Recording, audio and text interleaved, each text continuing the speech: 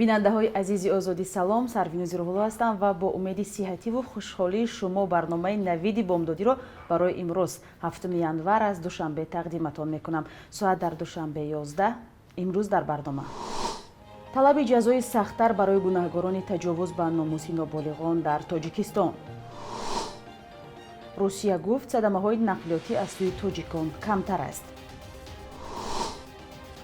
тарафдорони Доналд Трамп ҷаласаи Конгрессро ба ҳам заданд.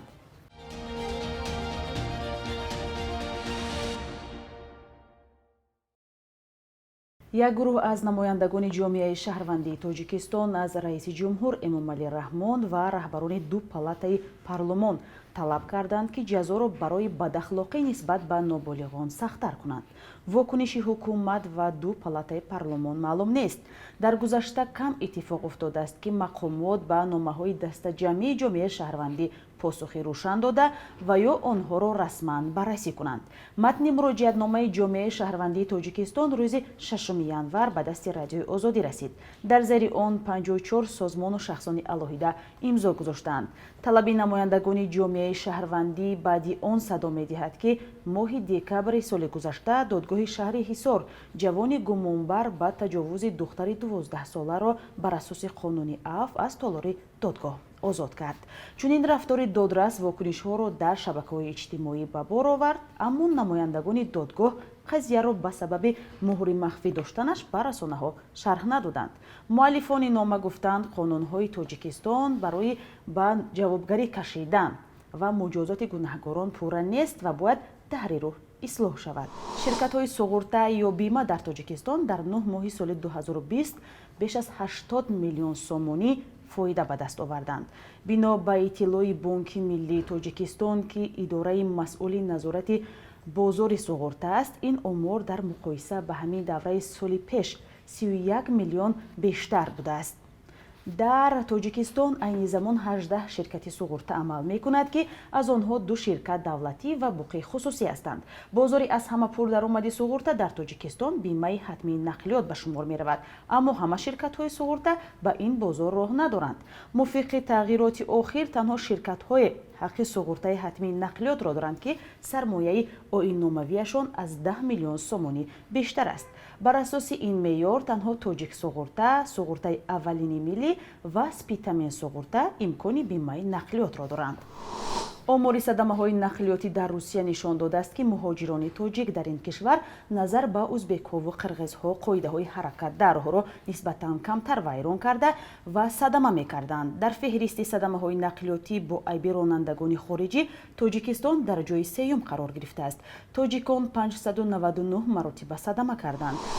нишасти якҷояи вакилони амрико, ки барои тасдиқи натиҷаҳои интихоботи президентии моҳи ноябр ҷамъ омаданд, баъди вуруди издиҳоми хашмгини тарафдорони раиси ҷумҳур Доналд Трамп ба бинои Конгресс ба харҷу марҷ табдил ёфт.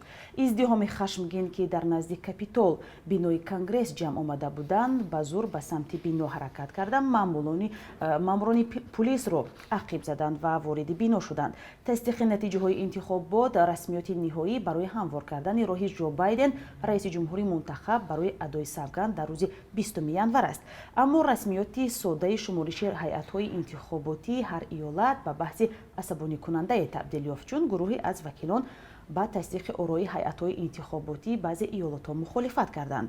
ҳангоми ҷаласа дар берун аз бинои Капитол издиҳоми тарафдорони Доналд Трамп бо маъмурони пулис бархурд карданд ва дохили бино роҳ ёфтанд ва сабаби мутаваққиф шудани ҷаласаи Маҷлиси намояндагон ва Сенат шуданд. вазорати умури хориҷии Озарбойҷон бо эътироз ба сафари Оро Авазён, нахуст вазири Арманистон ба вилояти ҷудоиталаби Қарабоғи Кӯҳӣ онро як иғво ва талоше барои барангехтани таниш номид. Авазён рӯзи 5 январ ба ин вилоят рафт ва бо ҳукумати ҷудоиталаби он Давид Бобоён мулоқоте анҷом дод. барномаи машваратҳои дутарафро имзо кард.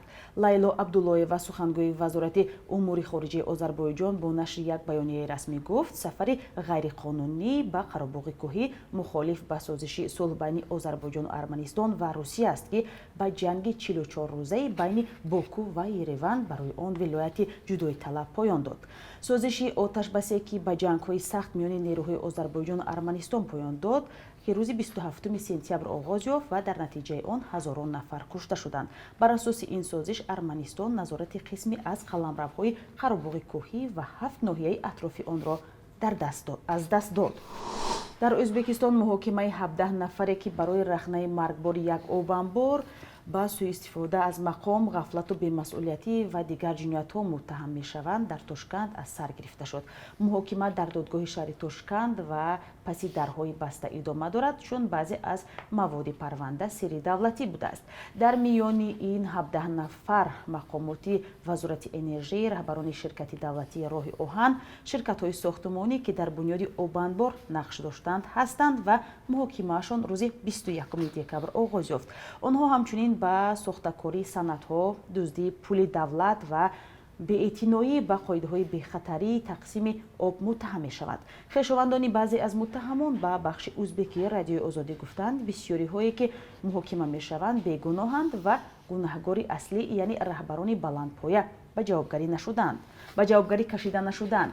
صد آبانبار سردابه در ولایت سیردریا روز 1 می سال 2020 رخنه شد و در نتیجه آن 6 نفر هلاک شد و خانه‌های 70,000 نفر زیر آب ماند.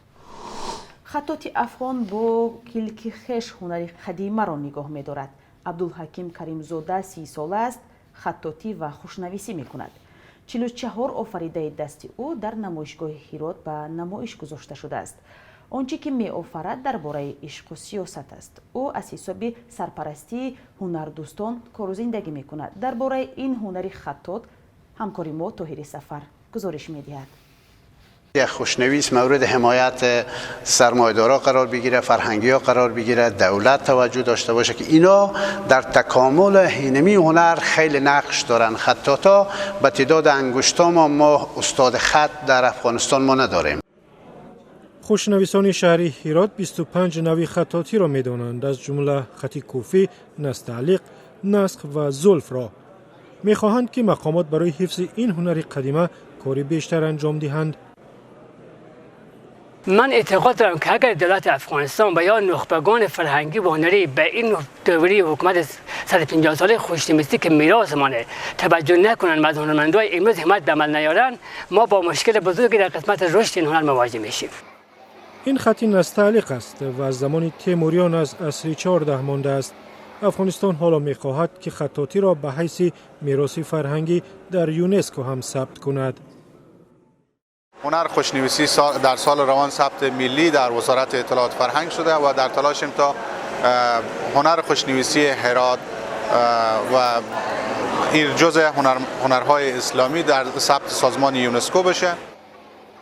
کریمزاده در 20 سال گذشته به صدها دانشجو هنری خوشنویسی آموخته است، ولی هنوزم نگران است که این هنر از بین می رود. با قول او خطاطی می تواند وسیله برای رواج فرهنگ و صلح و یگانگی باشد. حکومت چین قبول گروهی از متخصصان سازمان جهانی تندرستی را به تأخیر انداخته است که می‌خواهند سرچشمه خروج کرونا ویروس نو در شهر ووهان را تحقیق کنند. مدیر این سازمان روز 5 ژانویه گفت از آن که مقامات چین هنوز هم مسئله سفر متخصصان را نهایی نکرده است، بسیار مایوس شده است. دو عضو هیئت متخصصان در راه به سوی چین دریافتند که هنوز اجازه ورود به پکین ندارند و با بقیه هیئت در دقیقه‌های اخیر پیش از سفر گفتند که باید صبر کنند. مدیر سازمان جهانی تندرستی به خبرنگاران گفت که تحقیق سرچشمه خروج بیماری برای سازمان از اولویت‌های کارش است. سخنگوی وزارت امور خارجه چین روز 6 ژانویه اظهار داشت که گفتگوها دایر به صحنه دقیق و ترتیب مخصوص سفر هیئت متخصصان ادامه دارد. مسئله تحقیق سرچشمه خروج فوق‌العاده پیچیده باقی مانده است. بانک ملی تاجیکستان قرب سامانی را در برابر اسعار خارجی برای امروز 7 ژانویه چنین تعیین کرده است.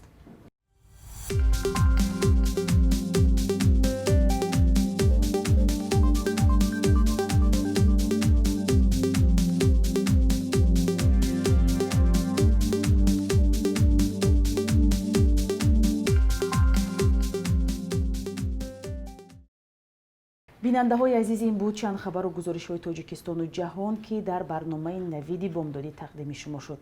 Бо мо буданро фаромӯш накунед. То суҳбати дигар, хайр.